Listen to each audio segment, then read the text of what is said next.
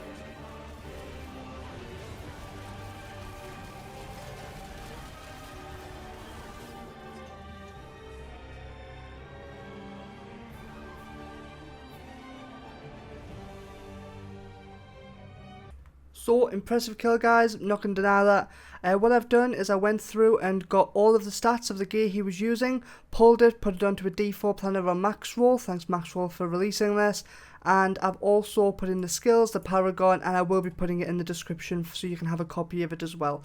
But let's go through the information. So, he was using a Disobedience Helm, that's no surprise to anyone, let's face it, rocking the 50% for a armor increase with the amount of resistance that gives as well. It's an amazing and defensive, and everybody should have it.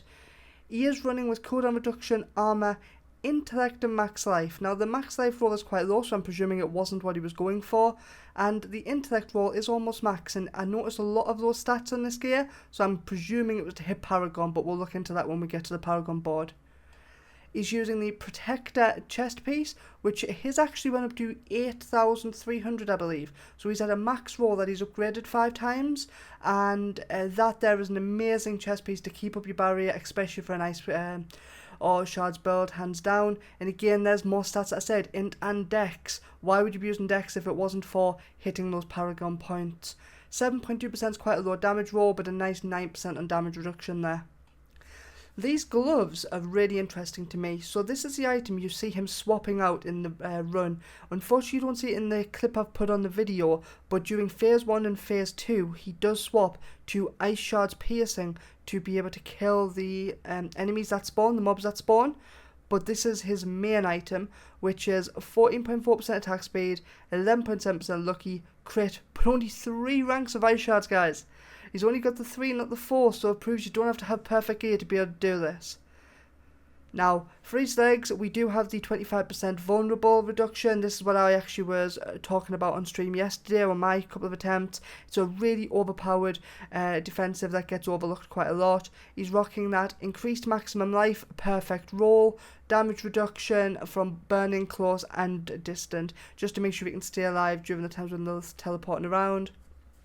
Fortune boots for, of course, the double nova, movement speed, teleport, and he does have a 45.8% lightning resistance there. Now, when I've done some research, that's going to do very little benefit for the Uber Lilith fight at all, so I'm presuming this was just the best you could get. He's of course running 75% movement speed for 1 second on evade, because that there will help you get out of the waves of death much quicker. Amulet, you're rocking the 14% cooldown, willpower percent, again I'm presuming either just very unlucky for rolls or more than likely was to be able to hit his Paragon caps, 3 in Devouring Blaze because we all know how important that crit damage is for 30%, and 21.6% mana cost reduction.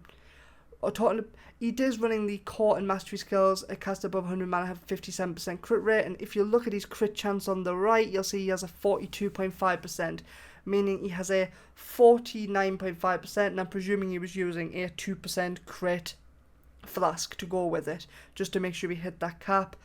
Now, I was surprised to see he only had a 57% because let's face it, I don't know about any of you, but I've only seen a maximum of 57%. I believe the 60% isn't in the game yet, you know, similar to Harley Quinn's helm, yeah? Now, his Frozen Memories ring, vulnerable, crit, cold damage, very standard, and I've been recommending Avalanche Key passive since the start. Having that double free cast, especially with the amount of lucky hit he's gone for in his build, which you'll see, is absolutely phenomenal. And it also increases the damage of Avalanche by 40% every time it's up, so it's just a win-win, really. Now his Prodigy ring, he was running with crit, vulnerable, maximum mana. I would always recommend at least one maximum mana on your ring, ring and for your helm, just to make sure you're constantly above that 100 cap for your necklace. And again, using cooldown restores mana, as the only ability he has that isn't a cooldown is Ice Shards. This here is just almost a must. If we actually look at his lucky hit chance I was talking about here, lucky hit chance bonus is up 42.7%, 7% Paragon, 11.7 gloves, 15% main hand, 9% offhand, which you'll see, which is absolutely huge, much more than most can hit, and he will actually hit 15% more as well, and you'll see how. Now, sorry, 30%, my apologies, 30% more. He's running with the Accelerating Bone Wand. This is why he's trying to keep his mana up with his lucky hits, because critical hits with core skills increase your attack speed by 25%. He does have a max roll on that one. And again, we've got vulnerable, crit damage, all stats and intelligence. Personally, I would have gone for something like maybe close damage on this. So the fact that he hasn't means he truly is trying to hit all of those Paragon caps. He's definitely put thought into this build. And of course, because it's a wand, you get 15% lucky hit chance. For the offhand, we've got a 12.3% cooldown reduction plus the standard 10.3%. Means on his build, I don't actually know if it has cooldown reduction on here now. Let's have a look. I don't see it, but then again, I'm blind, so it probably... Oh, there it is, 40.8% cooldown reduction, which is pretty good. It's about what I'm running as well. It's about where you want to be. It's a sweet spot. 40%, 39% is the sweet spot. Now, he's also running with a lucky hit chance. He's got 2 lucky hits here. Up to 30% chance to slow. I don't know why he runs this. I've looked over the build more than once, and I can't think anything other than it was just by chance. I actually think the reason he's kept this is because he rolled a perfect 5% chance to heal 1,587 life. And because he stacked lucky hits so much, I'm presuming he's using that to keep himself alive. With that amount of procs you're getting this, I'm surprised he's not running maybe telemetry for legs to get extra barriers, but I sort of see why not. And for skills, we're running a standard build, Deep Freeze for the second immunity with Flame Shield, Teleport, Frost Nova to kill the enemies as the mobs during Phase 1, Phase 2 and Phase 3, and Ice Armor to be able to keep yourself alive. I mean, it's just a nice... With running what he runs, it's a permanent 25% mana regeneration when it's up, and he'll have it up probably 50% of the time. Then, of course, Ice Shards, because he's only got 3 on his gloves, he is only running 8 points out instead of 9 points in it. Skills, as we're going through, he does run with 1 point Frostbolt, 1 point with Firebolt. Don't 100% know why. Because he's running the Firebolt, direct damage applies an additional 23% damage as burning. I don't know why you wouldn't just put either, as I wouldn't put 2 points in Firebolt, because it'll go from 23% to 26%. It's an extra 3% burning damage. I know it's not a huge amount, but personally that's what I would have done instead of running with Frostbolt as well. A bit of just a damage loss there. Now, of course, Devastation into 3 points in Elemental Dominance. When you're running this build, it's mandatory, you've got to run with that. 8 points into Ice Shard, again we prefer 9. And of course, Destructive Ice Shard to keep the target permanently vulnerable. He did run with a 2 points into Teleport plus 4 item contribution for a 9-second cooldown, drop off his 42%, and you know he's rocking about a 5-second cooldown there. With the nerf of Shimmering Teleport, unfortunately only lasting 3 seconds now, not 5, thank you Blizzard. It's not a permanent uptime, but he does pretty well with it. It's pretty good at getting out of the death waves, I must admit. If you watch the full video, again I'll leave a link to that in the description below. For his Flame Shield, he put 5 points out of 5 in it. I would have preferred personally Flame Shield instead of Lightning Resistance on those boots, because I think having an extra 0.4 seconds on your Flame Shields would be huge, but it is what it is. It doesn't update on max roll, but every point of Flame Shield increases its duration by 0.1 second, so it is a very nice Now, he does run with the movement speed and more importantly the heal. Flame Shade heals you for 50% of your missing life. It just helps you stay up if you do run low on potions. 1 point in elemental attunement with the amount of lucky hit that he's got will be proccing almost instantly every time he heals up. And 3 points into glass cannon because 18% damage when we're already the lowest single target class in the game is very important. We've already discussed ice armor running with the 25% mana regeneration. It's not mandatory, but I understand why he does it for the quality of life. And again, 1 point plus 4 from items into his Frost Nova, giving it a 20-second cooldown. Realistically, you will only ever need to use it once on the ads anyway, so it doesn't make a difference if the cooldown of this is 24 seconds, 25 seconds, or a minute. You'll still only use it when it's up. Now, of course, with his build, he's running with 15% lucky hit chance. That's not showing here in the numbers. There, his 15% is not showing from the bonus, so that means that's just knocked that up to 57.7%. And of course, we've got to line the elements. He is running 3 points into it, which is a wise decision, something that will reduce his damage quite significantly, and 3 points into protection because keeping those barriers up are really important for the extra damage on our ice shards. 1 point into mana shield isn't really necessary. Personally, I'd probably put it into icy veil for the 5% increased duration onto our flame shield, but that's what he chose to go with. Now, he's running with 1 point into flames and of course 6 points in devouring blaze for the 60% increased damage against burning enemies. Now, this here, for anybody who plays Night Shard builds knows our burning crit damage is the #1 thing we need, therefore 60% is a huge increase. I personally would have gone potentially for 3 points in glass cannon instead, which is only an 18% increase, but it's flat before your crit percentage. It does work out at about a 1.2% damage increase, but if this is what he's rolled, then that's what we're going to go with. He is running 1 point in deep freeze. He's just using it as an immunity. Of course, he's not doing it for the cooldown reduction. It's just nothing more than an immunity to survive in those situations. 3 points in permafrost for elite damage, 3 points into icy touch for 12% vulnerable damage, and 3 points in frigid breeze, which this build wouldn't be able to be used without.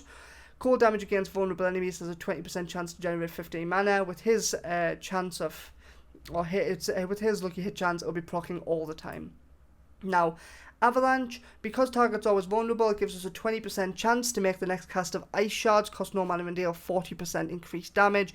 Again, with these lucky hit chances, this will be proccing left, right and centre, and it will really help his damage increase. Now, for the Paragon, we're running with, let's have a look.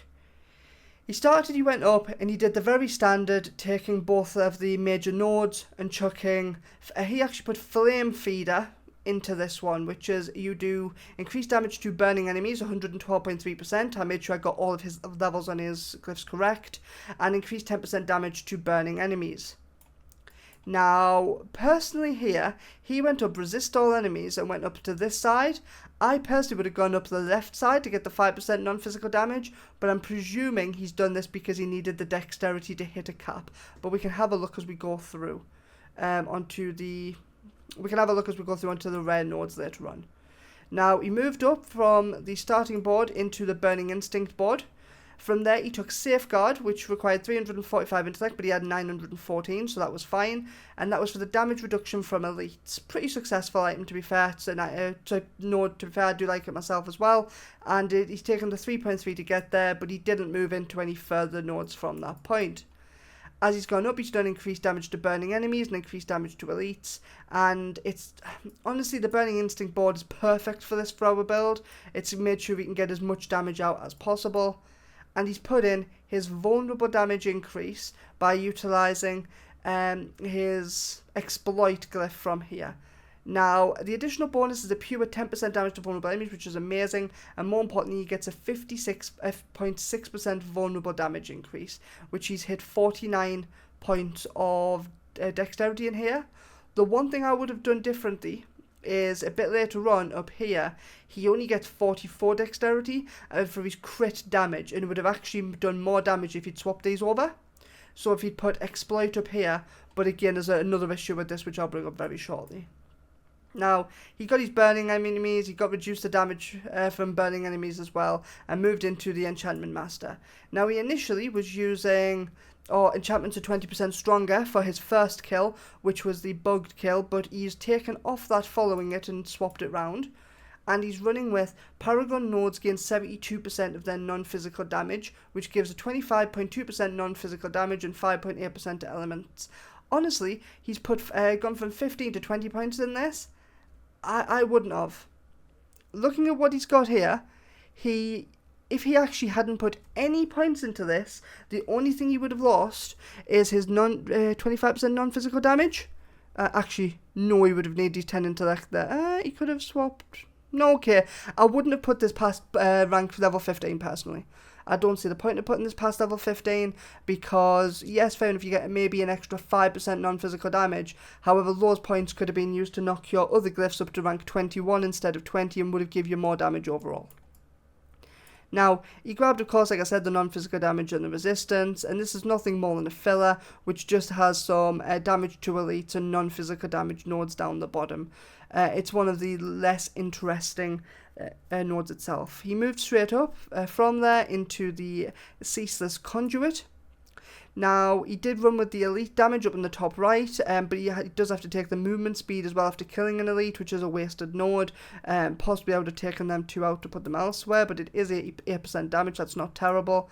He's put in his a destruction glyph here at this point, with his dexterity requiring 25 dexterity. It means you do additional damage to enemies that you've crit, and also 126.7% crit strike damage. One thing he did do here, which has annoyed me a little bit, is if he had taken his point out of intelligence and put his point into dexterity, he would have got an extra 14% crit chance damage. Seriously, just that point to that point was an extra 14%. Which is a bit frustrating, but you know what, it still it was a very good kill. Now we go along, we head up to the Frigid Fate. This is the only legendary node he actually does take, and he's put into Tactician, which is 120% bonus to all rare nodes, which gives him 28.8% core resistance, 24 intellect, and 24% vulnerable damage. The main reason he's running this is the 10% multiplicative damage after casting a defensive skill. That's a lot bigger than people actually respect, and also 24% vulnerable damage is nothing to be laughed at. He is getting 24 intellect from it as well, which is just a little bit of a benefit. Grabbed, of course, like I said, the 3 major nodes around it, and he took Frigid Fate.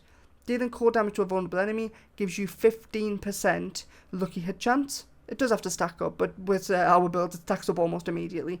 So there we go. There's the 30% between his skills and his Paragon, puts his lucky hit chance bonus to 72.7%, meaning it does increase it by a significant amount. Anybody that doesn't know how lucky hit works, you're welcome to check out the video on my channel.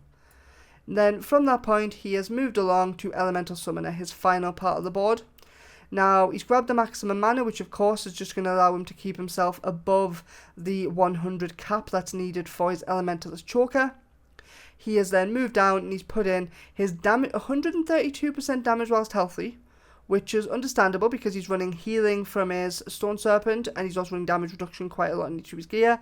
And he's also got a 30% increased potion healing. Now, this here is not terrible. It's a good glyph, but there is definitely other glyphs that you could potentially have thought about. Control would have potentially been an option for the elites if they spawned, but then you would have had to swap out the chest plate for... Oh, where are we at?